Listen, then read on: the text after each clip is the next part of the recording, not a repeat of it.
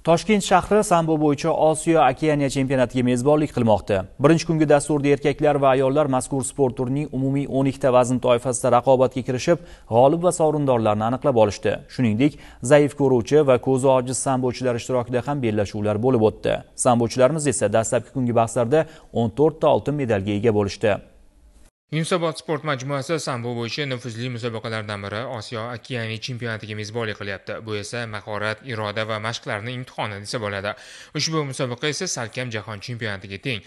Ilk kungi bahslar O'zbekiston sportchilari uchun muvaffaqiyatli keldi. Sambochilar mamlakat bayrog'ini arenada bir necha bor balandga ko'tarishdi. Taqvimga ko'ra musobaqaning ilk kunida erkaklar va ayollar o'rtasida 3 tadan vazn toifalarida sambo, shuningdek jangovar sambo yo'nalishida bahslar tashkil etildi. Unda 54 kilogramda hamyurtlarimizdan Shohida Xonto'rayeva, 59 kilogramda Ibodatxon Agajonova, 58 kilogramda Ilhom Parmonov sport yo'nalishida, 88 kilogramda Sohibjon Hasanboyev, 72 kilogramda Madinabonu Salohiddinova va 98 kilogramdan og'ir vaznda Hakimjon Ismoilov jangovar sambo dasturida g'alaba qozonib, oltin medal bilan taqdirlanishdi.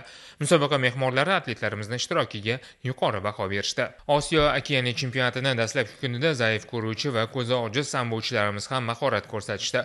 88 kilogramda Turg'un Abdiyev, 98 kilogramda O'lmas Raimov, 64 kilogramda Xolbek O'ljayev kabi 8 nafar sambochimiz ham musobaqa g'olibiga aylanishdi.